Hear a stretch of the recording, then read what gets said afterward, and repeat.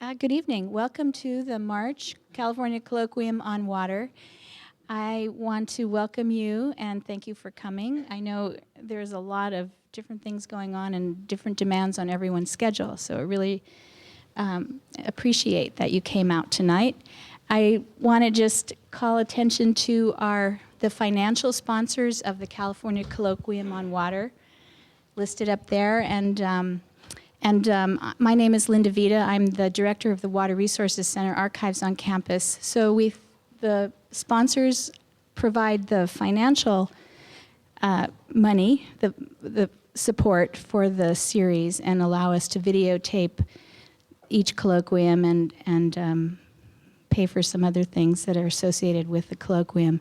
And my staff and I are provide the logistical support for the series. Just a few of my traditional announcements. If you are not now receiving email reminders about the Colloquium series, we have a sign-up sheet in the back. We also have some printed information about the library that is outside on the table.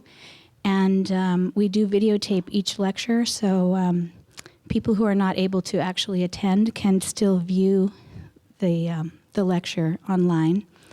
And we are constantly trying to expand the number of people who are aware of the colloquium, so if you have suggestions on where we can advertise, you can send your response to waterarc@library.berkeley.edu when you get the announcement. That's waterarc, WATERARC. And with that, I'd like to introduce Professor Michael Hanneman, who will introduce our speaker for the evening. Well, it's a great pleasure for me to introduce. It's a great pleasure for me to introduce Tim Quinn. I think it was George Bernard Shaw who said, "Those who can do, those who can't teach."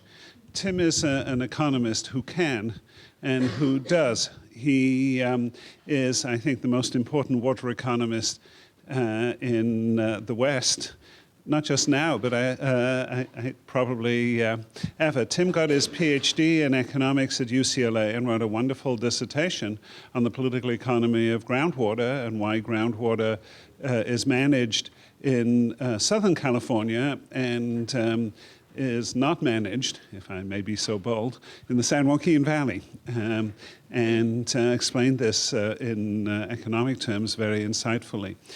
Tim worked as an analyst at the Rand Corporation, and then maybe around 1986, 85, was hired by Met as to help them, among other things, with water marketing. And Tim became the buyer-in-chief in Met's water market operations and led their activities with the state water contractors and with the state government in Sacramento. I think he became their ambassador to state government. And after a successful and distinguished career at Met, was it a year or two ago, moved to become executive director of ACWA. So without any further ado, let me introduce and let me welcome Tim Quinn. Thank you, Michael. Have I got sound? I've got sound. Can you hear me? All right, I'm going to force you to go through a PowerPoint. So you're going to endure a PowerPoint to set up a conversation. Couple of ground rules. When we get the question and answer, anything's fair. I'm going to ask you to sip from the fire hose here because there's no way to dumb it down and make it one line simple. So I will try and communicate. I know many people in this room know quite a bit about water. But I want to give you my perspectives I've spent about 30 years on the front lines of the water wars in California, occasionally the water collaborations in California, when we did those brief moments when we've been able to make some progress. I'm in particular going to want to focus you on Delta-related issues. There we go. Let me start with the fact these were culled from newspapers in a relatively short period of time. This is a resource in serious crisis mode. Pick up any newspaper almost in California on almost any day, and you'll read about a system that is badly broken. It is not working for the natural environment. It is not working for the economy of the state of California, and it's getting worse every day. One of the things I worry a lot about is this sense of panic that is out there, both amongst environmentalists and water users, especially in the San Joaquin Valley. Very difficult to have a political dialogue about sensible solutions with things as bad as they are. But one of the things I want to do is give you what my interpretation of why things are so bad. It's not drought related. We've got a pretty good drought growing right now. I think the core of the issue is we are going through a fascinating, important evolution of policy. When it comes to natural resource management. I want to start you, that's a picture, I was in the state water contractor family for much of my career. There were a lot of planning documents around there. One of the biggest projects in the state is the State Water Project, and it was built around this plan that was adopted by the state of California in 1957. The plan was a brilliant document from a civil engineer planning perspective. These guys were good. If you wanted to be at the top of your profession as a civil engineer doing public works projects, you wanted to work for the state of California and be part of this amazing team of civil engineers that was going to do engineering marvels from one end of this state for the other. Its problem wasn't in the quality of the civil engineering that was going on. Its problems lie in the natural resource policies that were built into this plan in 1957. I like to call them extraction policies. Half a century ago, the natural resource policies of this country and this state were built around the notion of the value of extracting natural resources for economic use. The ecosystem itself, the environment itself, had no place at the public policy table. The name of the game was extracting resources for the economic development of the nation or the western states when it came to water projects. Interesting story, the State Water Project was conceived and contracts were signed in 1960. Construction immediately began thereafter. The year that it started delivering water across the Tehachapi Mountains was 1972. That year, before I get to that year, the supply plan under an extraction-based natural resource policy was to build dams on live rivers on the North Coast. You weren't going to go to the Sierra. The Sierra was tapped out by that time. This is, again, the late 1950s. So they were going to start with the dam on the Eel River, then they would move to the Mad River, then they would move to dams on the Trinity River, then the Klamath River. That was the water supply plan as California grew, extract more water from the natural environment. That was what the plan was embodied in that 1957 plan. In 1972, when they started delivering water across the Tehachapi Mountains into Southern California, the legislature passed a Wild and Scenic River Act that took all of those rivers out of play. I'm quite certain that my predecessors at that time did not know what was happening to them. It was a huge hole. It was the people speaking through their legislature saying, we're not buying into this natural resource policy. And that was the beginning of changing everything, even if water managers didn't realize it. Some of them, frankly, still don't realize it.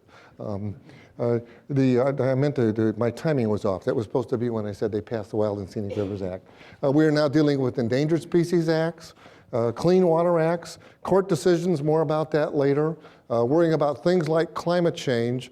A central theme I have for you is if we started with extraction-based natural resource policies, designing a system around those policies a half century ago, we most certainly do not have extraction policies today. And you're not going to hear me complain about that. I have 4 grandchildren growing up in this state, and I want them to grow up when I can take them to Butte Creek to see salmon on a restored river. But that has a profound effect on policy and the system you want to operate and how you operate that system. And I believe the core policy challenge that we're wrestling with, and we've got a system that's not up to it, is how do you take that system that was created by those truly brilliant men, but around the natural extraction policy, and go from extraction to sustainability policies, because today the environment does have a place at the table. The ecosystem does count, quite apart from its economic value to human beings. And a system that was conceived under an extraction policy is simply not cutting the mustard when you're implementing a sustainability policy, and that's one of my central themes for you today. And at some risk to myself with the UC Berkeley crowd, I want to focus on the role of infrastructure. I'll give you right now, we have to use a lot less water in the 21st century than we did in the 20th century. That's a given going in. We will spend billions of dollars that we didn't think we were going to have to spend on local resource development, et cetera. But I want to focus you on other aspects of the policy that are much more controversial, particularly in this part of California. To do that, I'm going to use an example that Mr. Hanneman has seen, I don't know, a dozen times at this point. You can give this presentation pretty soon, Michael. The first time I used this example, I was a high-level manager at the Metropolitan Water District of Southern California. I had come to realize that my organization was about to spend its share of billions of dollars, and they weren't going to get any more water out of it. How do you get a board of directors in industry who has the mentality that if I'm spending lots of money, I get more low-cost water, don't I? And I used the example of what I came eventually to call the XYZ Power Company. I'm going to use it for you to try and get you to think a little bit differently about this policy problem than you probably have in the past. So I want you to imagine that you are the board of directors of the XYZ Power Company. Ignore that SMUD, that's a typo. I sent my staff out, give me a picture of a power company. So the XYZ Power Company, so we're not talking about water, we're talking about power. And it's not 2009, imagine that it is 1970. And you're the board of directors. You were created in the 1930s to provide low-cost power to your residential, commercial, industrial customer base, and you have been doing a good job of that for 35 years now, but it's 1970, and they just passed the Clean Air Act. And it turns out you're using this type of technology. Your technology is high sulfur content coal that goes into your power plant, creates pollution. Because of this political action, you'll find that your economic mission, low-cost power, is now in direct conflict with a social goal of the United States of America, clean air. And you're not against clean air, but you're operating the wrong technology. Your choice is simple. You either go out of business because this technology is essentially illegal under the new operating regime, or you invest in clean technology. Now, as a board of directors, that investment, it's not an investment in increased power generation. You may be a growing company. You got no chance of growing if you don't invest in the clean technology. So you need to decide, go out of business or invest in technology. You're investing in sustainability. You're investing to reduce conflict between your economic mission and society's environmental mission. It doesn't increase your power sales. It doesn't lower your costs. It raises your costs. But it's an essential investment in a sustainable system. That's when they talk to you about the new kilowatt hours per dollar that is going to be created, it's irrelevant to you. That's not why you're investing. That's not why you're making this investment decision. So your staff comes to you and they say, we need to spend a couple of $2 billion on new technology. If we don't do that, we're out of business. And so you make the tough decision to invest in something that's not going to increase your supply by 1 kilowatt. Now, I also like this example because if you're an environmentalist, I'm betting there are more than a couple in this room. You need to be thinking about the problem differently too. In California water, many environmentalists think efficiency is the answer to everything. Efficiency is not going to solve this problem. Of course, power use efficiency is going to be an important policy issue. But power use efficiency alone, operating with this technology, is not going to solve the public policy problem. It's got to be a broader, integrated solution than that. So as we talk about this place, try and remember the example of the XYZ Power Company. Whether you've got a development side of your brain or you're thinking from the environmentalist side of your brain, you have to think about this issue differently in the future than you likely have in the past. This is California's Delta. I'm going to spend most of my time talking about what's going on there. You imagine that you're in a Beechcraft Baron aircraft. You're at about 8,000 feet, flying from south to north. That's a place called Clifton Court Forebay, very important in the water world. Stockton is here on your right. That's Sacramento, Folsom Reservoir. I live right there. Shasta is up at the north. And so, this system is often called the hub of the system, and it is. And it's ecologically very important. It's where much of the fighting in California water happens. I'm going to give you a little bit of Delta 101. Again, a lot of this will be things many of you know already. One of the most important things to know about the Delta. Sacramento River is coming from the north. The Sacramento is California's big river. The San Joaquin's coming, it's 80% of the inflows. San Joaquin's flowing from the south to the north. It's California's, this is better? Okay, I'll go. Well, except then I have to use both hands. Is that better? Okay, all right, I'll juggle instruments then.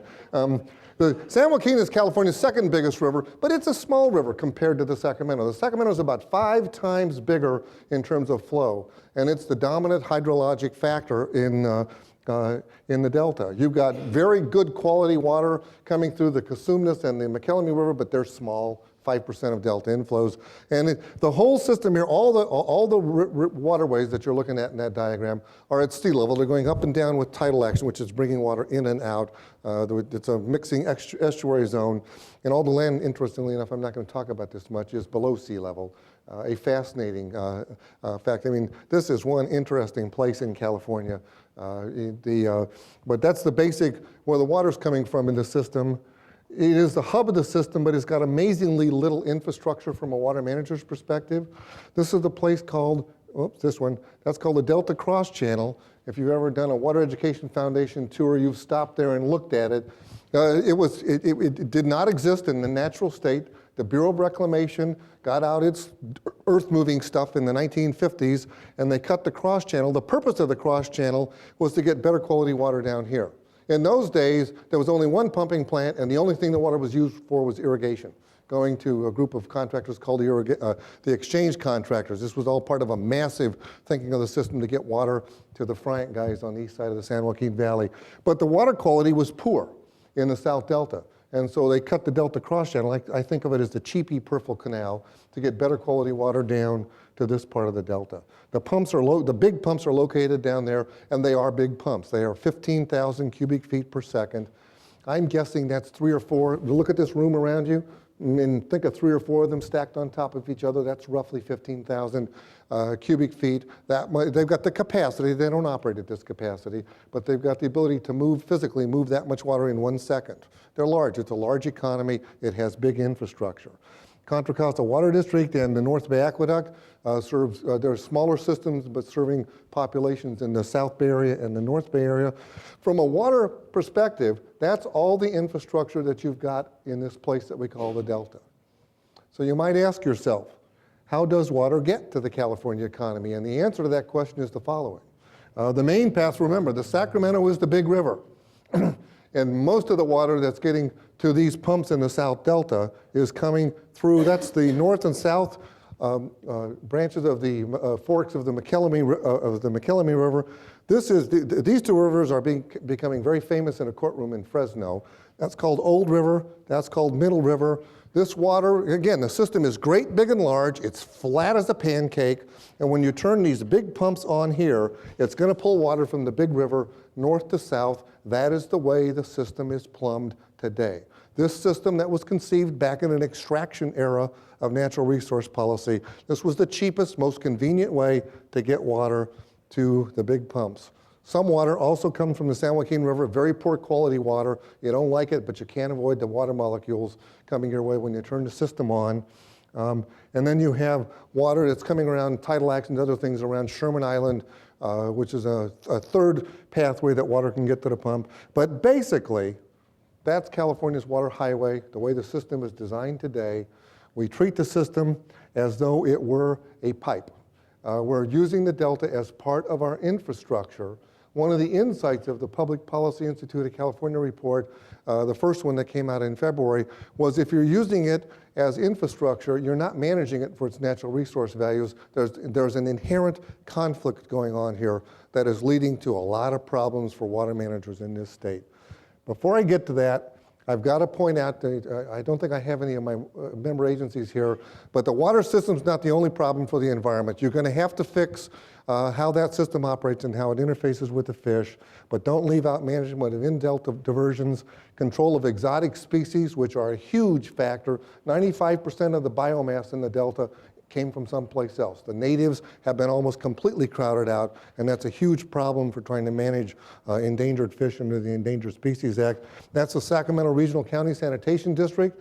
that releases tens of thousands of pounds of ammonia into the system and pretends that it has no effect on the environment. Probably not true. Temperature is believed to be a major factor. I don't know how you'd control it. My point here is there's lots of stressors. If you ask me why are the fish in such bad shape, there's two reasons. One is we only focus on one of the stressors, and we focus on that stressor using the wrong infrastructure. Let me talk a little bit about problems that are going to arise from the way this system is plumbed for fisheries. There's just a few of them. Problem number one, I like to call it fish turning left when they should go straight. There's two big splits in the system. This is up at the cross channel I mentioned. This is a riverway called Old River coming off the San Joaquin. In both of these cases, you want the fish to go straight, to stay in the main channel. We know their survival rates are higher if they stay in the main channels, but they're prone to follow the flow of water, which is going to the pumps. This is an unnatural flow of water because we're operating this system with big pumps on a little river instead of big pumps on the big river. So fish are prone to turn left, and we know that when they get into the interior delta, their survival is not good. A physical problem with how the water flows in the system. This is the bigger problem. This is the water moving from north to south. Judge Wanger said when the water's moving from north to south, so are delta smelt. They're being entrained at your pumps, and therefore he's making this flow of water illegal. A third problem is they do have fish screens down in this part of the delta, but this is not where nature intended the fish to be. When you get a fish, when your screening system successfully salvages a fish, what do you do with it? You put it in a truck because it's not in the right place. So fish that are collected here at this screening facility, this is why I don't think screens down here are ever going to really solve your problem. You're putting them in a truck. There's mortality in the truck. The salmon do pretty well. Delta smelt don't. They die if you look cross at them. And then they take them up and they discharge them about here on the San Joaquin River. This is a picture of where they're discharging. You can see the salmon smolts that are being discharged. And guess what's out here in the water? Striped bass. It's lunchtime. And they know it. When that truck drops its hose, you get a pool of striped bass. They don't eat all of the salmon that are being discharged, but they get a good number of them. To me, this is a walking symbol of dumb infrastructure. We're operating a system that is not working very well for us. A fourth problem, whoops, that's a delta smelt, that's a salmon. Whoops, I'm going in the wrong direction. That was my problem. A fourth problem is salinity. Again, this is the cover of the PPIC report. February, I have done Delta politics and Delta management my whole career, decades. I learned a lot reading that report. It was a profound piece of public policy. I was at the Rand Corporation for the first decade of my career. I never wrote anything close to the importance of this document. A lot of us old veterans were forced to think differently about this public policy problem. And one of the problems that they pointed out was salinity regimes. And a central theme in the PPIC report is if you're using this as infrastructure, then you're managing water quality for human purposes. What salt levels do you need to grow beans in the delta? I mean, that is a central issue for the State Water Resources Control Board. And what quality do you want at these pumps? Because they're providing drinking water to 25 million people in California. As long as you're using it for infrastructure, you're not managing it for its natural resource values. And the fish probably want a variable system, which is what they evolved under. And you're giving them an artificially stable system as a fourth problem that arises from how we have structured our infrastructure in the delta. And because of all those problems, this is where California water policy is being forged today. That is a federal courtroom. I'm told it's not in Fresno, but you can pretend that it is. And Judge Oliver Wanger is about to come back, conservative jurist Oliver Wanger.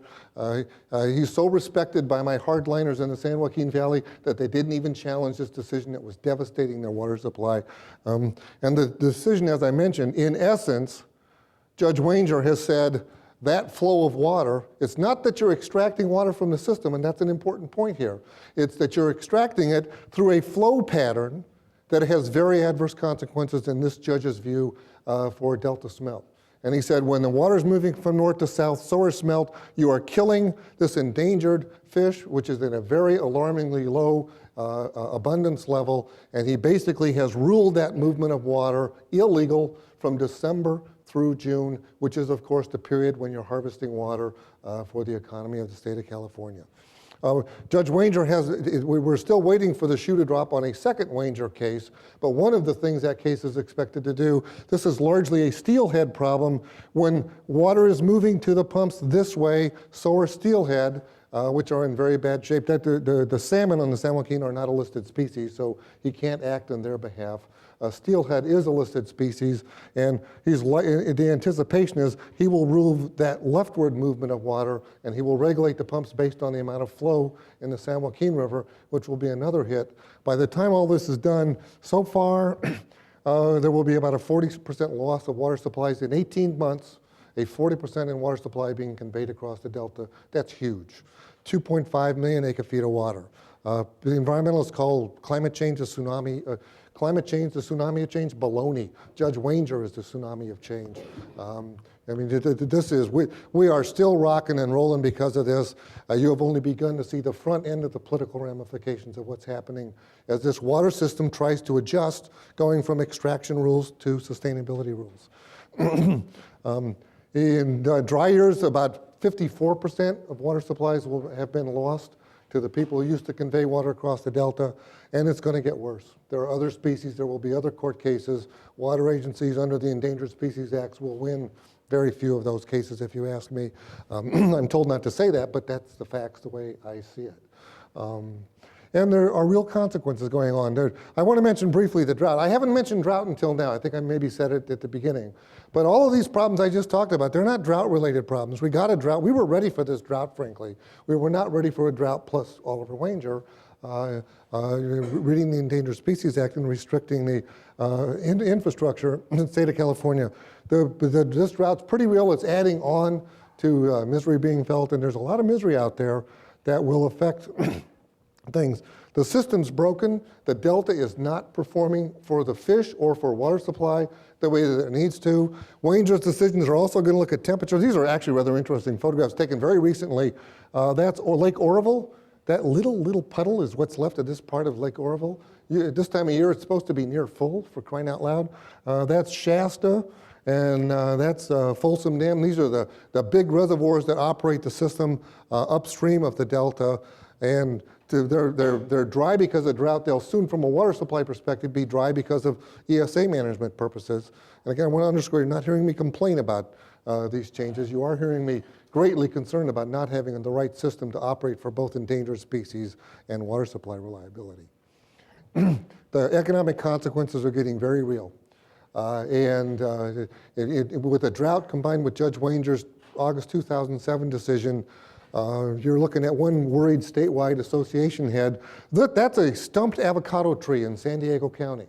The Metropolitan Water District has cut off 30% of the water supply for avocado growers in that part of the world because of concerns about water supply. And they're very, very efficient. When you lose 30% of your supply, the only thing you can do is cut your production by 30%. And they do that by stumping these trees. The tree won't die, but it won't require any water for a 3 to 5 year period. Of course, one of their problems is nobody knows where their water is going to come from in 3 to 5 years.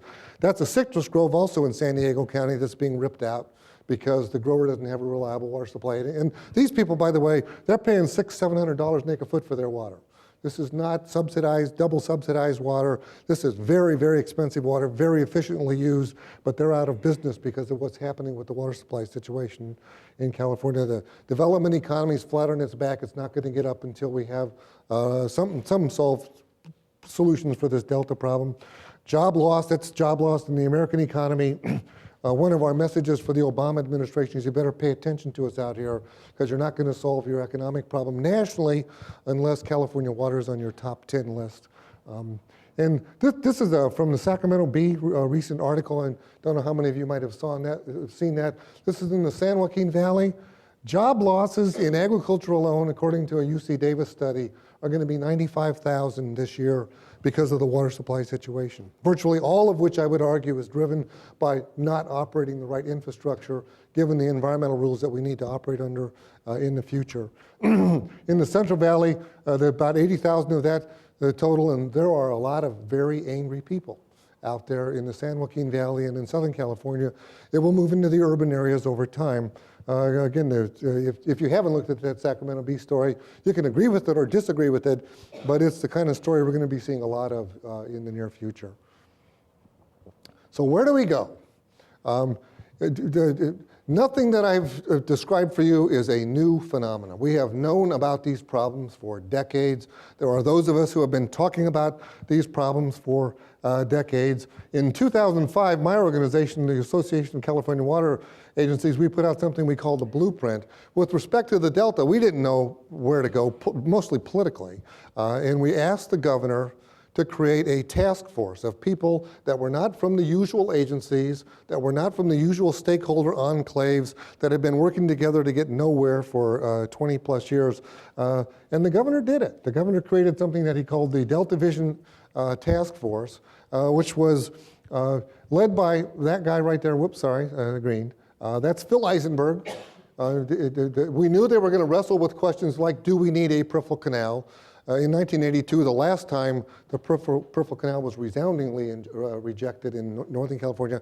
Quick quiz question. I'll bet somebody knows the answer to this. Of the 6 counties in the Bay Area, what was the lowest no vote on the peripheral canal in 1982?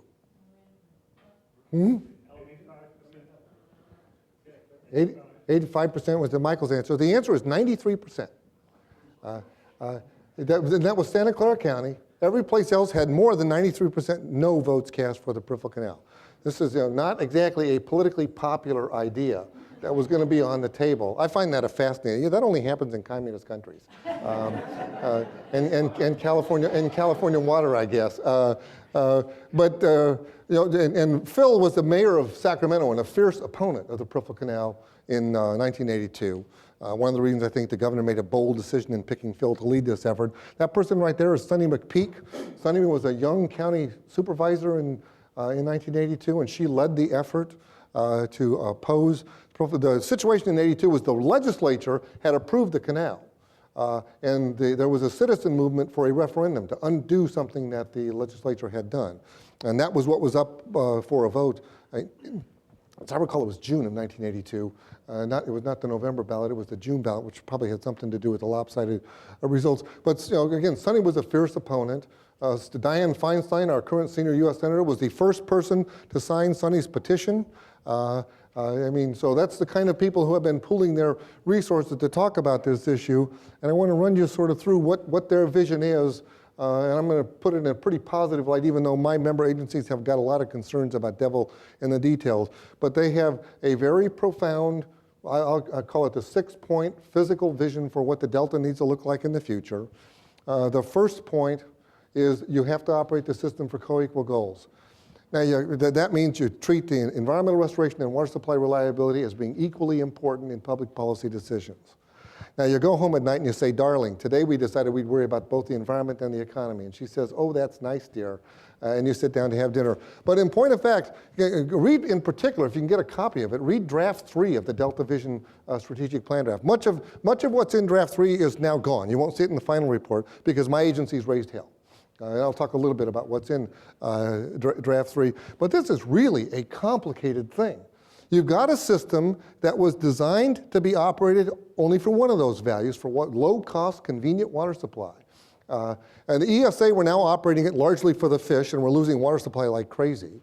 That's not working either. To operate it for both is actually a very complicated public policy problem, and we haven't even gotten close to figuring out what co-equal values really means. There's some nice work here for bright, innovative people in universities to help with what it means to operate the system for co-equal values. I'm absolutely there. My board of directors is absolutely there. Environmental restoration is just as important to my board as water supply reliability. I can safely say that's been true of myself personally throughout my career, but making it actually happen is really, really hard. A second physical vision is you're going to have to invest very heavily in local resource development. That is where your supplies are coming from in the future. In an extraction era, in the last half of the 20th century, extraction policies were the rule. If you wanted more water, you extracted more from Mother Nature. In the 21st century, we are not operating under extraction rules. If you want more water, look in your own backyard and invest in local resource development, reusing water, conservation, ocean desal, although it's very controversial in most of California, although Aqua has a number of members that are determined to make it happen. But that's a second physical part of the Delta Vision's physical vision for the future is supplies are going to come from local resource development, not from more extraction from the natural environment. Third is you're going to have to build dual conveyance. That means a peripheral canal of some form. Again, as controversial as that is, nobody can conceive of how the system is going to operate without doing that. You need to add storage to the system. It's not storage 1960s style. It is storage to operate the system for the right temperatures, the right flows, the right diversion patterns. And what you quickly find out when you start looking at things like that third draft of the strategic plan of Delta Vision, to actually get the right flows, the right patterns, we don't have the system that can do that today. That requires operating a storage system in a very different way than we operate our storage system today. Item number 5 is massive investments in habitat restoration. Worries a lot of aqua members in the Delta. I have members above the Delta, below the Delta, in the Delta, and they're talking very, very large amounts of habitat restoration. You've got to restore some of the natural functions of the system. And one of the main ways we robbed the system of those functions was by converting all the habitat to farmland. And big chunks of that are going to have to come back and perform natural functions instead of economic functions. And then lastly, make sure you are looking at all the stressors, not just one. That's the essential plan that Delta Vision has out there is co-equal values, local resource development, build a conveyance system that doesn't have the negatives that the current one has, add storage of systems so you can time the water through the system in a fish-friendly way, major investments in habitat, and all the stressors have to be covered. Let me give you a little bit more detail on each of those. I put this in for my Delta members. In draft 3 also referred to a three-legged stool. The co-equal values are these two. But there are people who live in the Delta and they want to make sure that they're not steamrolled by the environmentalists who want fish to restore or by the export interests in Southern California who want water supply reliability stored. And so one of the things Delta Vision got sort of was that you had to also respect the fact that there are communities in the Delta that have to be respected and other things about the Delta. And they didn't want that lost as we solve a statewide problem because the hub of the water supply system is broken. For water supply reliability, ag conservation, urban conservation, water reuse, we will spend billions of dollars on reuse water. And again, desalination I recognize is controversial, but it's certainly on the table as a tool in the toolbox. This is a quote directly from the final strategic plan of Delta Vision. Dramatically improved water use efficiency, conservation, and alternative supply development must be the bedrock of California policies at the local, regional, and state levels. My organization absolutely agrees with that statement. But we also agree with this one. Conservation and efficiency by themselves, remember the XYZ power company, will not resolve California's water issues. Meeting the needs of all regions will require improved conveyance, increased storage, and aggressive conservation and efficiency improvements. That's another quote from the strategic plan. Now, there is no number of ultra-low flush toilets that is going to solve these flow problems, which are arising from your infrastructure. You're operating the functional equivalent of a high sulfur content coal power plant, and you're not going to solve these problems by just doing power use efficiency. That's why they are recommending some form of isolated facility. That's an eastern alignment or a western alignment. And the reason that you do that is then when you turn those pumps on down in the South Delta, you don't get all the unnatural flow patterns that are causing huge problems for the fish. You're moving water around the Delta instead of through the Delta. You are no longer using the Delta as part of your infrastructure, and you can start managing it for natural values, which is where we're going to go in a sustainability-driven natural resource policy in the 21st century. And again, this was something that was no doubt controversial with some people in this room and with many people in the Bay Area, but it is one of the foundation stones of where Delta Vision thinks we have to go. And it has to be operated for co-equal values. But what does co-equal values mean from the perspective of fisheries? Another quote from the final version of the strategic plan. Revitalizing the Delta ecosystem on a large scale requires restoring each of the habitats that existed in the historic Delta: tidal marshes, floodplains, seasonal grasslands, small areas of open water, and ensuring appropriate connections between them wherever possible. One of our problems in this state is we separated the water from the land when we developed our economy. Terrible mistake from a natural resource management perspective. Now, what I'm about to show you, this is all based on draft 3 of the strategic plan. This is what their experts had in mind. Scared my agencies to death, so they tucked their tail and took it all out before they got to the final plan. But the draft 3 talks about restoring, and by the way, all of these areas are hypothetical. I asked my staff to put it into a map form So if you're a landowner on one of these islands that I'm talking about, nobody's ready to come out and condemn your property. But delta vision is pretty serious. You need massive amounts of tidal, intertidal marshland to start restoring some vital natural functions of the system. Link rivers to floodplains, that's up in Yolo County. And again, I can take any number of Yolo County supervisors who are very concerned about what that might mean for their citizens and the farmer businessmen in there. This is down near the Stockton area, a place to relink, again, relinking those rivers to the land and floodplain action. It's going to be vital for restoring natural functions. Create open water habitat, wetlands, grasslands, restore upstream floodplains, make sure the rivers are all flowing in the right direction in the delta, that you've got the right conditions in the main stems on the Sacramento and San Joaquin rivers. What I liked about the third draft was taking a very broad geographic perspective on what does it mean to operate a system for coequal values, because I believe we've got to throw the blinders down and wrestle with this question big time. Upstream of the delta, they're looking for more floodplain and migration corridors. They think you need to operate reservoirs and floodplains in a different way to, again, as part of connecting water back with land in ways that was part of natural California. You're never going to get back to the 16th century, but we can certainly operate this man-made system better and ensure you've got the right temperature and river flows on both of the big rivers that are feeding the system. Another quote.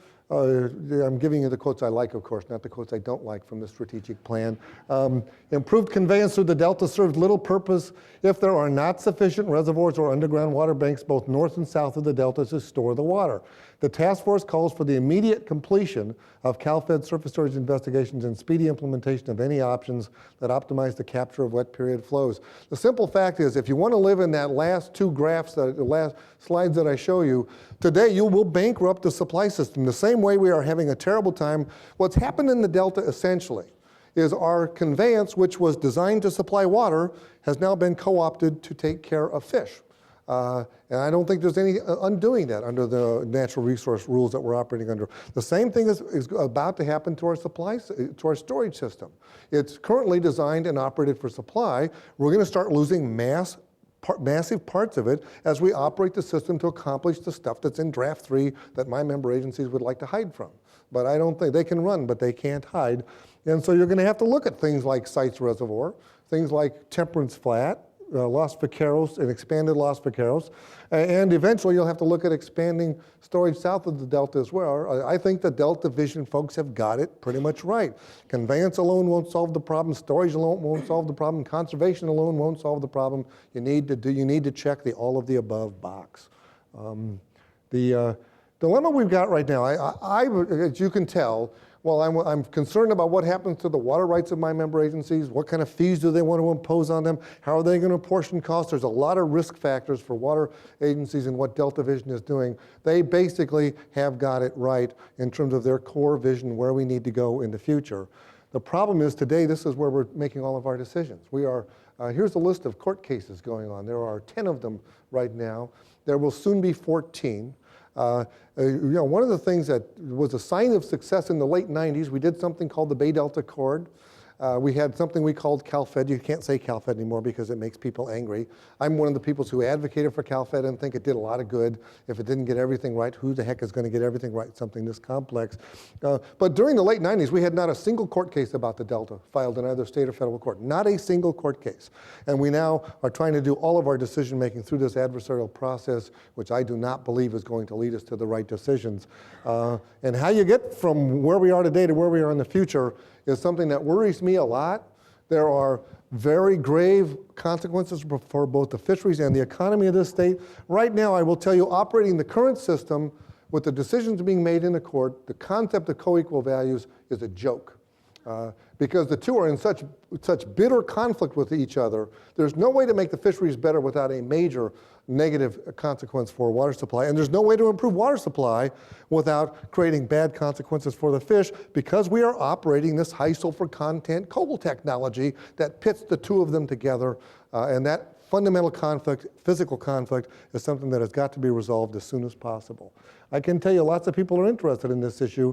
This is just a small sample of the bills that have been put into the California legislature covering the implementation of the Delta Vision. We now have not one, not two, not three, not four, 5 water bonds, which are out there by Democrats and Republicans.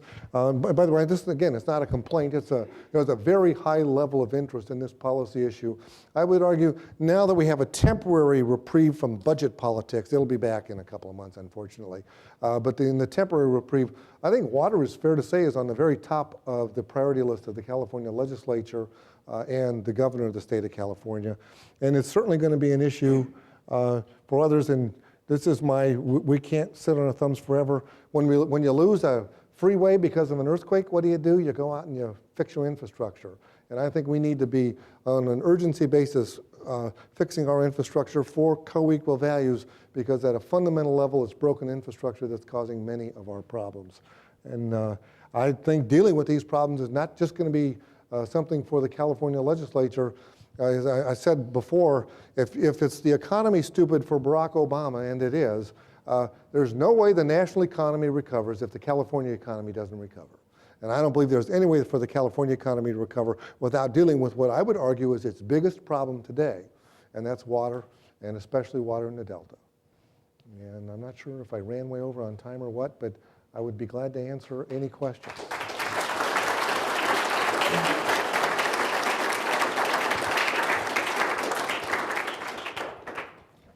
I always get questions with this presentation, especially at Berkeley. Ask people to ask their question using the mic. Gentleman over here.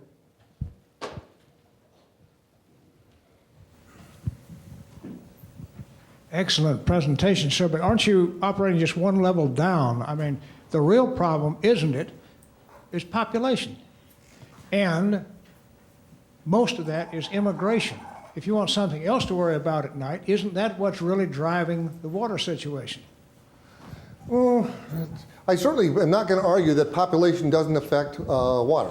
I come from the school of thought, and you're free to disagree with me, that very hard to control population in this state, either from an immigration or from a population growth perspective. What we do have control over is how that population translates into increased demands for water.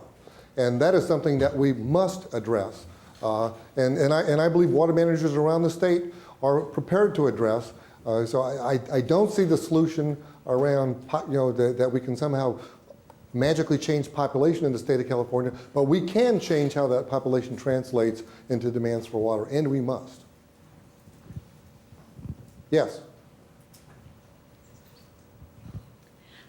What does Aqua want to see happen, and can you tell me a little bit about the pros and cons between the eastern and western alignments for the peripheral canal? Aqua wants to see a comprehensive package implemented. We think that one of our biggest fears is that many of the stakeholder groups involved in this policy debate have their own favorite tool, and they say, do my tool first until we run out of things to do with my tool. I strongly agree with Delta Vision, which emphasizes that you have to have a comprehensive, very expensive solution. But if you think about it, the system that we're trying to fix cost about $50 billion to build in today's dollars. And we're now talking something in the $10 to $20 billion range to retrofit it and improve it. And to take it and modernize it so it can do fish and people at the same time, I would argue that's a relatively, compared to what our grandparents did for us, that's a relatively modest expense. So we want to see all of these things moving simultaneously. Eastern versus Western, I'm not even going to try to go back to it. Eastern is cheaper. It's the one that they seem to be very focused on. I frankly, personally think they should be looking more at the Western. Western can as much as double your costs. But it's probably, the Eastern is cheaper, would solve all the problems that I talked about. It's probably more vulnerable to climate change and long-term physical changes in the system. The biggest concern I have with it are political. It's not much different than you're talking about 42 miles of system here. It's kind of like building a 42-mile freeway. I mean, the footprint that it would make is pretty large, as big as a major freeway would make. But boy, that's a visible political scar on the landscape of the Delta that will be a rallying point for locals to raise hell and try and stop the plan from moving forward. Two major attributes of the Western alignment Or, again, I think it deals with climate change much better. You can locate your intake further upstream on the Sacramento River. You could do that in stages with the Eastern as well.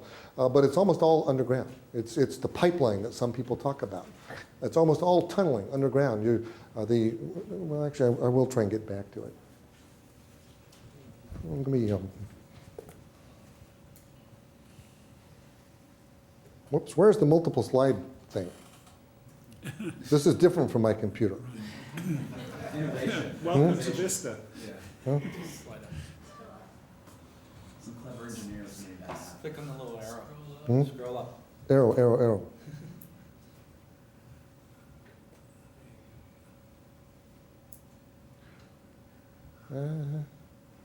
I went too far.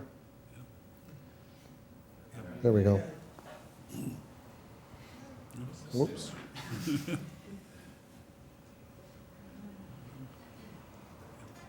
Yep. There. We'll just leave that. The eastern alignment is almost all above ground canal. It's about, over 600 foot wide. I mean, this is a big, it's a big economy. It operates with big infrastructure. There are half a dozen or so siphons which add to your cost, where you take the canal under natural waterways and other things where you need, but most of it is on the surface, very visible, and a lot of people in the Delta view that as a scar on the Delta. Again, to me, it's not different than building an interstate highway, and I-5 goes through right across the edge of the Delta, but I suspect that that will be a political cry. Most of this system, you could use the existing ship channel, although they've talked about constructing a separate, in this part of the world, it might be open canal, but it's not farmland and nobody's going to pay much attention. Most of this system, though, this part of the system would be underground. And it would be tunneled, and they know how to do that. If this is going to cost in the neighborhood of $5 billion, this one could cost in the neighborhood of $10 billion. So it's much more expensive. And I will tell you, I don't think the state government, I know DWR is not giving the western alignment a very serious look, which I think is possibly a mistake. And we're certainly advocating that they do so. Yeah, up here? Well, she'll get to you in a minute. Next one, Linda. Yes. Some of the latest energy requirements for the pumping and storing and treating water in California I've seen is 2007. It's 19% of the electricity, 30% of non-electrical natural gas, and about 88 billion gallons of diesel. How does this plan affect those numbers, do you know? Well, the main response to that is I don't want to let go of the fact that while I've talked a lot about the big infrastructure, I'm a huge advocate of conservation and reuse, of locating supplies locally, which deals with a lot of those energy impacts. Of that 19% of the energy that's water related, about half of that is actually energy use that's on the other side of the meter. It's people heating water and stuff like that. The other half is the energy cost of moving water around.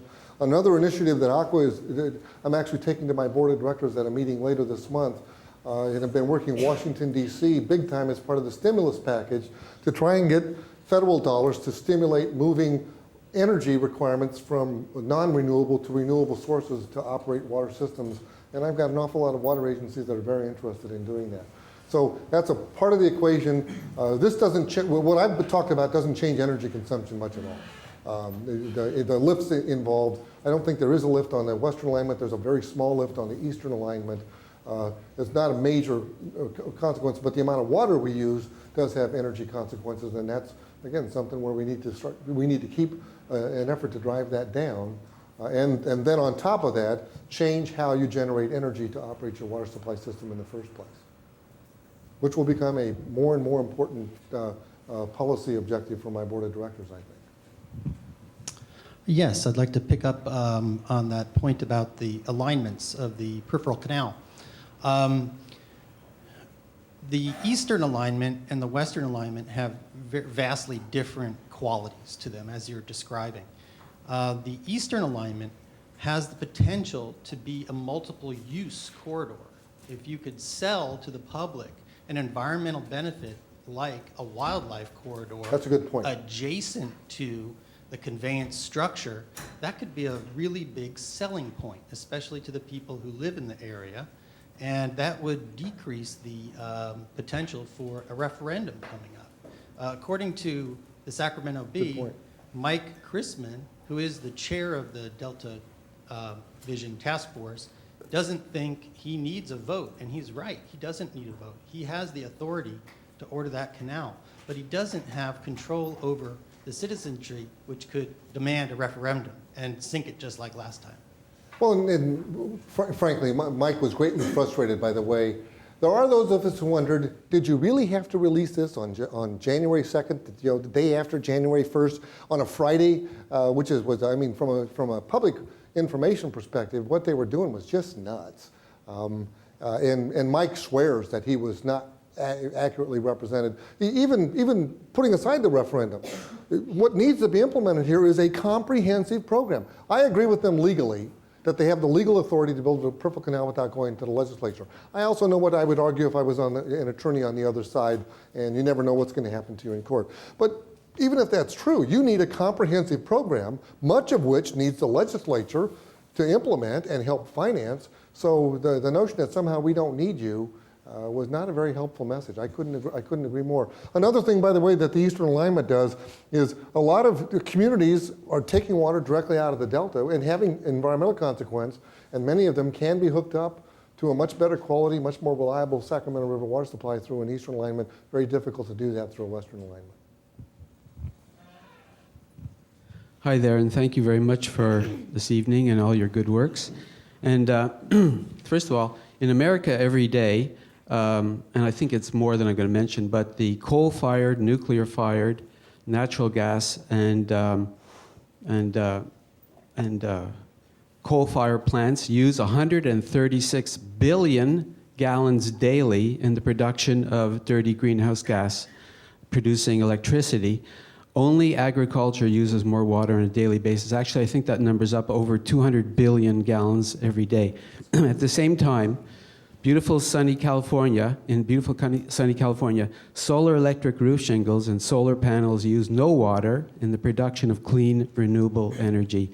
They cause no chemical reaction, make no noise, and work on average, guaranteed on average, for 25 years. And I say that I'd like to see solar panels be erected along the canals to power the equipment to move the water along. And also the solar panels can be arranged so as to, on poles, so as when the sun is the highest, they could shade the canals and levees to slow down evaporation of water out of the levees and canals. So I think that if California wants to preserve its natural water resources, that we have to move to a solar electric economy, because solar electric roof shingles and panels use no water in the production of clean, renewable electricity. Thank you very much. Good comment. I don't know how far we can go down that path, but I would like to find out. We're letting Linda decide. Tim, I'm sold on the Delta Vision. Two issues remain that you talked about. I'd like to get a little bit more sense for where you think they'll come out. One is the issue of the co-equal goals and operating the system for the co-equal goals. One of the problems has been a concern that if you had a big ditch, it could suck the water out of Northern California for the benefit of Southern California, because that's where the votes are. So how do you give the assurance that the system, once it is up and available, will be used for the co-equal goals stated in the vision? And secondly, you mentioned the issue about how you pay for all this and who's going to pay for it. And it's only $20 billion, but where do you have a sense, how will that money be collected, over what period of time, from whom? Assurances will be the heart of negotiations that go on. I frankly wonder, I was hoping we would get to a facilities for assurances negotiation in 1990, in the 90s, and never happened, much to my regret. And I believe we'd be in a much better world if we had been able to do that. I was the primary architect when I was still at Metropolitan Water District of the policy principles that Metropolitan now has, and I'd urge you to look, I'm sure they're on the Met website. Metropolitan has sustainability policy principles where they are making it very clear that what they are trying to do with investments in the Delta is assure the reliability of existing supply and not grow that supply. They are prepared to grow that supply through local resource investments. So the will is there in Southern California, and And I have gotten my board of directors, a statewide board, to adopt a similar set of sustainability principles. So we're moving in the policy direction. That's where we want to go, which doesn't provide the assurances, but it provides the will to get there. I think a lot of the assurances are going to be in what's called the Bay Delta Conservation Plan. That is a complex contract that's being negotiated to implement the Endangered Species Act, state and federal. And it will be legally binding, and it will have those assurances of how much water is going to move when built into it. I would add another note that I haven't gotten to is one of the things that one of the flexibilities, this will go to some of your past, Michael, is we have to make sure that once we have an environmentally sound system, that the market can work. One of the biggest problems with the system we have now is not only is it broken in delivering contract water, you didn't just lose your contract water, you lost your toolbox. The market can't move water because that water has to move across the delta. Similarly, south of delta storage, which has long time been advocated by the environmental community in Northern California, there have been billions of dollars invested in south of delta storage. I managed a number of those projects myself, but they're broken too because you can't get water to your storage facilities because the delta's broken. So those assurances have to be built in. I believe they will be built in primarily through contracts that are negotiated as this system is getting built under the Endangered Species Act. And those contracts will be enforceable in the court. I would be shocked if the legislature doesn't jump on and want to have some, add some suspenders to the belts. But with this notion that this is not about more, it's about sustainability, that is a value very broadly held within the water community. There are some exceptions. I can give you some districts to go visit on the west side of the San Joaquin Valley. I'll be getting nasty emails from them when I get back to my office tomorrow morning. But the vast majority of the water business understands we have to invest in a sustainable system, and that's what this is about. And that's a major difference from 1982. 1982 was about more water for Southern California, and 2009 is about a sustainable system. What was the second part of your question, Michael? Where the money's going to come from? The vast majority is going to come from water rate payments. I mentioned the bonds that are out there. Even if you get what my community wants, which is the normal bond where the bonds are repaid by general fund revenues, those general fund revenues would pay for only a relatively small fraction of things that you can identify are clear public values that it's appropriate for the tax to go on a tax bill as opposed to a water bill. Although a couple of the bonds are proposing that the bond revenues be repaid by essentially a tax on water. My guys will fight that like crazy.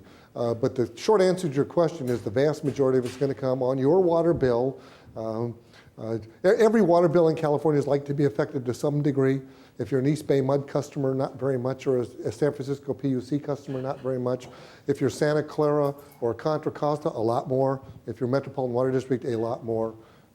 And the contractors have made it crystal clear that if there's infrastructure built in the Delta, they will pay for 100% of that. They're not going to go to the taxpayer for a penny of that. So the checkbooks in my community are out in ways that I hadn't seen in my career.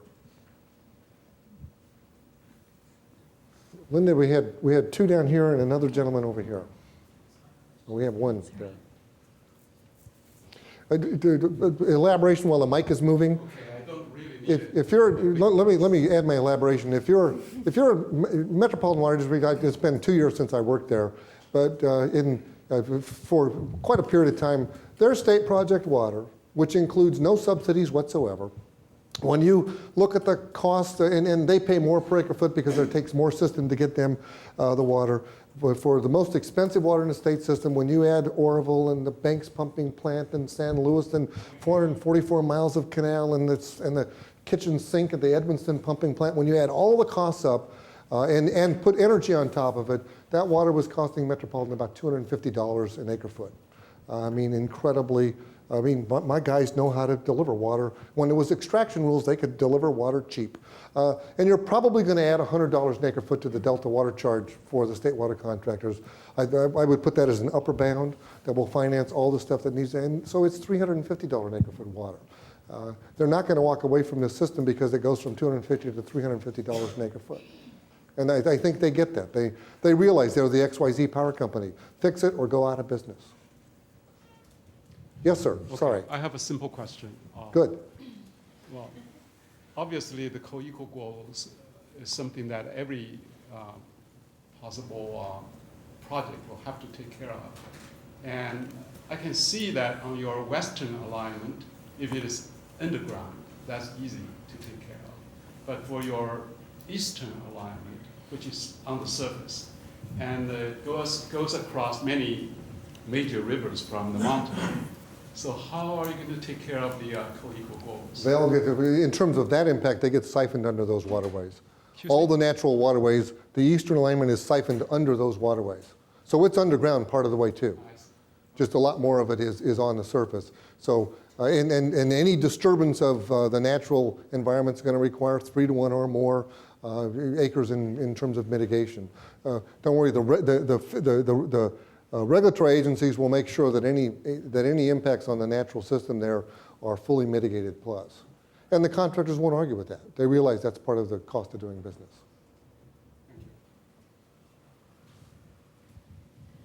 Or this gentleman next, and then we'll go back to this young lady. Great presentation. Thank you. So will there be any sort of process for a systematic redesign of the system, or do you see it mostly forced by the ad hoc by the court decisions? Well, I would argue the Delta Vision process, I mean, going back more than 10 years, we went into what we called the CalFed process, and it was a very systematic effort to completely rethink the system. So that's happening at a programmatic level, and I think it's a good thing that it's happening at a programmatic level. Currently, we've got the Delta Vision process. I noticed in my email today that the Delta Vision Task Force is making itself permanent. They were supposed to be in business for 2 years and then go out of business. They've gotten foundation funding. I found it interesting. Their press release didn't say from whom, which I would think would be a question of some interest. So this outside-the-box big thinking process is going to be around for the long term. And then there are general questions which I didn't get into for concerns about length, about how do you govern the whole system? And the governance mechanisms are going to have overarching institutions that are looking at the big picture and trying to do planning on a big picture basis. There's a big argument as if you create that umbrella organization, how much power do you give it or don't give it? So I think we're in for a institutionalized, systemized process where you are forced to be thinking big picture questions. How does this piece of the puzzle react to that piece of the puzzle, which will become part of our future in ways that it never was in the past? And again, while it's complicated and it's going to be intensely public and it will drive many of my member agencies crazy, I don't see any other way to do business in the future. I got a question up here?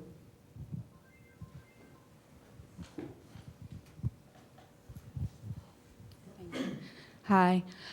Could you expand more on what local resource investment is, what kind of projects that includes? I don't think we've even begun to imagine how far we're going to go down this path. It'll be massively reusing water. I mean, recycling water will become one of the most important sources of new supply in the state of California. They're doing it up here in Northern California. They're doing it gangbusters in Southern California. We just got an infusion of money from Washington to help finance those things during the Bush years. When they passed a very controversial act in my world in 1992 called the Central Valley Project Improvement Act. Title 16 of that act was authorizing the Bureau of Reclamation to promote water reuse in the western United States. And it's never really happened. But it's starting to happen now under the Obama administration and the new leadership in the Congress. So that's one example. Reuse the water, then reuse it again, then reuse it again. Every golf course, a lot of people want to get rid of the golf courses. Please don't do that because that's how I punish myself. I go out and golf. But every golf course in the state's going to have to reduce the amount of green that it's got, restrict it to where you need it to be green, and don't be green where you don't need to be green. And then recycled water is the only water that you ought to want to see on a golf course in this state. I have an interesting debate. Many of my board members, we were talking about, do we want to talk about conservation or water use efficiency? I thought the two terms were the same. And my urban members want to talk conservation. And their argument is the following. I find this kind of fascinating because they wouldn't have been talking this way 10 years ago. That it's not just good enough to efficiently irrigate that 2 acres of bluegrass out in your front lawn. They want to get you to take the bluegrass out and replace it with California-friendly plants that will have dramatically reduced. So I think you're going to see efficiency everywhere. Then you're going to see a serious rethinking of how we use water in this state. My guess is a few decades from now, You'll find bluegrass, you'll find some sort of grass in common areas, but not very much on people in residences, and we'll decide we like that. I think we're at the front end of completely rethinking how we use water in this state. And where all that goes, I don't know, but it's going to go to some pretty dramatic places. I have one more question. Is there any information on current losses of water in the systems, and is any attention being given to reducing losses throughout the systems? The short answer is yes. Not my area of specific technical expertise. I guess I would direct you towards the website of the California Urban Water Conservation Council, and I'm sure that will be a place if you get started that will lead you to. There's a lot of work going on how to make systems tighter to make sure that they don't evaporate too much, that they don't leak too much, but I don't know very much about it.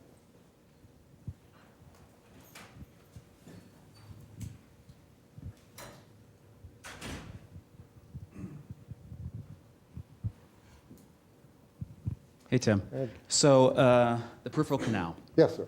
Now, we've talked before about this, and I said I don't support the peripheral canal. So I have a question for you about that. And that is based on the sustainability idea. And if we had not necessarily a clean sheet of paper, but we had to look at economic sustainability for the Delta communities that are growing food and fiber, and the South communities, San Joaquin Valley communities. And my question really is, given that those communities formed in the cheap water era, and now they might be, and they kind of cemented in a demand for water, is it a good idea to build a peripheral canal to support that cemented demand, or is it better maybe just to buy them out and not build a peripheral canal? I don't think you can buy enough of them out. Do you think? David, I don't think you can. And if you can, I mean, the fact is we've had economies build up on those decisions in the past. I recently, I'm starting to get confronted with the human side of this, which as an economist, you don't want to lose sight of the human side of stuff. I was a speaker before a group at the Western Pistachio Association. Sounds innocent enough. But the audience was 200 pistachio farmers who were about to lose their farms.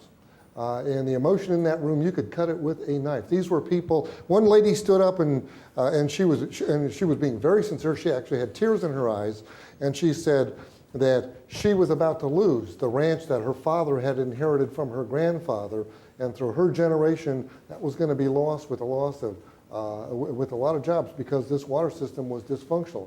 So the politics of that's going to be very real, and to walk and blithely say, well, let's just wipe that use out. I don't think that there's a path to get from here to there politically. But more importantly, I would point out we've got this massive footprint. Some may regret it today, but it's there. It exists. The footprint has already been done. If you deprive that system of vast amounts of supply, I will guarantee you are putting into motion events that will lead to big footprints that you don't have the slightest idea about today. One of the obvious ones is how many of you think that you'd like to see massive desal located, with 15 plants along the California coast? What kind of environmental footprint is that going to have? I would rather operate on the existing footprint, which you can't get rid of much, not easily, and then allow the market to move water around during that existing footprint. And I'm going to make a pretty hard case that that's probably a better environmental outcome than forcing all the San Joaquin Valley farmers out of business. Right. So I'm not anticipating we'll agree at the end Well, of this no, we conversation. certainly don't, because you're talking about, people are suffering, I agree with you, and 40,000 jobs or 80,000 jobs are being lost in a state with 38 million people, where ag is 2% or 8%, depending on your multiplier, of the total economy, right? So I agree that people are not happy about losing their livelihoods, but I also think that we all agree that, especially if you look at Imperial Valley, a lot of people showed up based on the premise of free water that's going away. And for us, all of us in California, to support them politically and economically and environmentally seems rash, given the opportunity costs. Well, I guess I would challenge in part your characterization of the case. That we make a big deal in California about subsidized water. That subsidized water is mostly on the west side of the San Joaquin Valley, and per acre foot, it's maybe 10 times more than a farmer is paying on the east side of the San Joaquin Valley. I don't want to get myself in trouble with any of my member agencies, but a grower in the Modesto or Turlock Irrigation District, these are very senior systems that were built a long time ago. No public subsidies. They paid the cost of the water all of themselves, and that water maybe costs $5 to $10 an acre foot. Not subsidized, but very cheap. And on the west side, a grower that's getting subsidized water is paying these days $150 an acre foot for his contract water, and some of them are paying $500, $600, $700 an acre foot for market water. The water on the west side in the southern San Joaquin Valley is not cheap. It's pretty expensive. And I just flat disagree with your characterization. It's such a small part of our economy. Let's not worry about it. What's the opportunity cost of those subsidies? Oh, and I'd like to deal with that with something I've spent my entire career building market forces in California, and I think that's a much better way to deal with it. A market will bring the opportunity cost to bear on those decisions for my agricultural water users, whom they'll say, well, we're efficient, therefore we don't have to change our water use. And I say, well, not exactly. But the changes and I believe we will use water on California's farms in a dramatically different way 20 years from now than we do today, largely because of this evolution from extraction policies to sustainability policies. And the deal I've got with my agricultural water districts is we'll do everything we can so that happens through incentive-based, market-based mechanisms as opposed to regulatory mechanisms. They'll respond to the marketplace. They'll respond to making efficiency or changing your crops profitable. And they'll fight you like hell if you try and regulate them out of business. And that's as long as they have a peripheral canal too, right? Well, again, we've disagreed on this before. We're going to disagree again today. The through delta configuration we've got is just flat, dumb infrastructure. It is high sulfur content coal technology, and why anybody would want to continue that, regardless of the amount of water you're going to convey through or around the delta. You got the wrong system there today, and it needs to be changed. I'm not saying that, you know that. I know. Okay. Over here.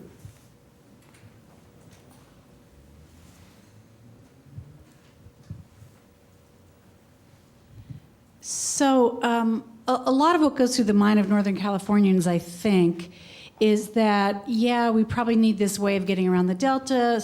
Putting the water through it is a bad deal. But as soon as that peripheral canal is built, they're going to start shoving a lot more water down south. And I even heard a representative from the DA's, from the state Attorney General's office, kind of, wondering why the ESA was quite so hard to, comply with. So even at the highest levels of law enforcement in our state, people are saying, well, the ESA, And so are we really just relying on the Endangered Species Act and Clean Water Acts to make sure not too much water gets sent down south and the delta doesn't end up crashing anyway, even though you're not sucking up fish, but you're just not putting enough water into the delta? I think we will probably have other assurance mechanisms, but a very powerful one will be contractual agreements under the Endangered Species Act, both state and federal. Those are very powerful acts. Can you just say a little bit more about those? A water manager those? that violates something under the Endangered Species Act goes to jail. Yeah, but what if the Endangered Species Act doesn't stay the Endangered Species Act? Well, we've got the AG's office in California working against it. That's another argument for contractual-based assurances. A contract survives over time, and you can write a contract to survive over time. Plus, it is in the North and the South's best interest to try and find some way to come to an agreement here. Particularly given that Southern California is not looking for more water. The Bay Area is hurting. In relative terms, this surprises people. In relative terms, the Bay Area counties use more water conveyed across the delta than Southern California does. For Southern California, it's about 30%. Here, it's about 33%. I have two granddaughters in Livermore. Their water supplier is the Zone 7 water agency. Funny name, good agency. And they are 80% dependent upon water that's conveyed across the delta. Contra Costa County is 100% dependent upon delta, water conveyed across the delta. This whole state needs to solve this physical problem. And again, there's a will to come up with meaningful binding assurances, and all of this only in the context of a comprehensive program. Part of that comprehensive program is an absolute commitment to local resource development, which is in the end your best assurance. If they don't need the water, they're not going to incur the expense to come get it. But even if they tried, I would argue that you want those contractual vehicles in place because they would be enforced by courts and you can't change them over time. By the way, I don't see that we're going to weaken the Endangered Species Act in my grandchildren's lifetime, and I wouldn't advocate for it.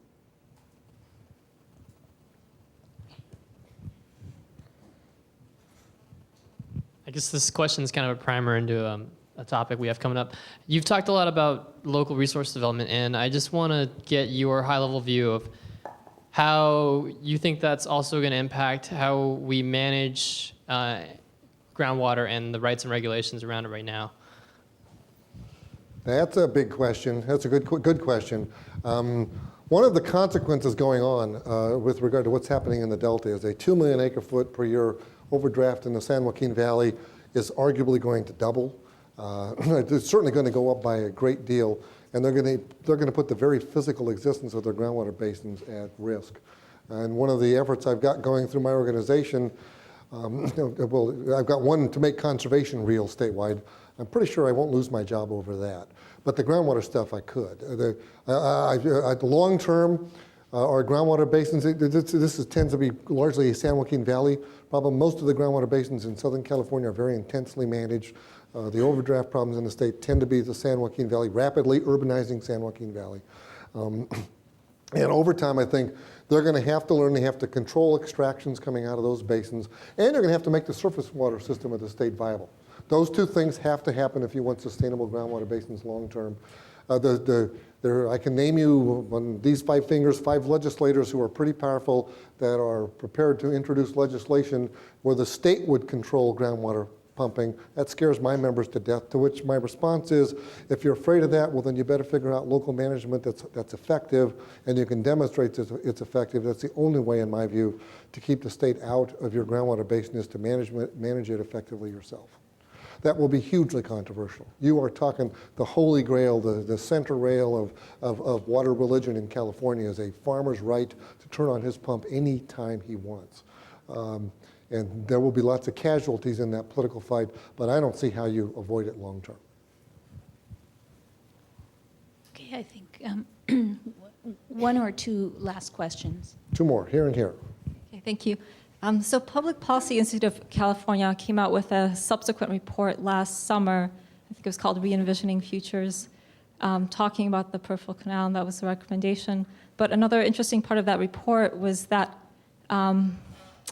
it looked at the potential, the possibility of these different endangered species and the possibility of their survival given a peripheral canal versus giving just ramping down on exports to Southern California. And the potential for species survival was much higher without the canal and with just decreasing exports. So it sounds like, at least based on what we know today, the peripheral canal will still have adverse effects on the endangered species. And so I'm wondering if there's been any further work done around that topic and whether people have an idea of how to increase their chances of survival, because it still sounds like a battle of environment versus economics, even with the peripheral canal. Good observation and good question. The couple things. The UC Davis crowd, Peter Moyle in particular, they've been longtime intellectual friends, and we get together a lot, and I've argued with them about this. I think they're too pessimistic about the prospects for saving the species. If you press the biologist experts, and by the way, I got my biology degree in the Department of Economics, so I wouldn't pay too much attention to my biology opinions. But I think they're too pessimistic because they haven't looked at a program that aggressively goes after all the stressors. I mean, basically, Peter's ready to walk away from the system. He thinks it's so sick that there's nothing you can do to save these fish, and the higher probability isn't all that high. And I frankly think he's a bit too pessimistic. The other comment that I would make, my mother raised me to be an optimist, and she did a really good job. Another comment that I would make is, I think where the PPIC researchers are coming from, they don't agree with my friend here that you can just walk away from those export systems. They do not see that as a politically viable solution. So amongst those things that are likely to prevail in California, what's the best that gives you the best shot at coequal goals? And their conclusion in their report, pretty resoundingly, was some form of isolated facility. Probably not a terribly satisfying answer. Did my best. Last question? Last question. Hi, I have a general question, hopefully very easy for you to answer. How often do you and maybe say your colleagues in the California water business study issues in other places like say Colorado or Australia and gain from that? I imagine on technical issues that's very useful. Your side seems to be more on the policy. Do you have examples of when that's been useful to you? I mean, numerous examples. There are national and international water associations that the water professionals of California are very active in. Australia, I think you had a speaker from Australia, right? So there's an active trading of information, and we obviously try to learn from that as much as we can on a pretty much continual basis. Does that mean we're done?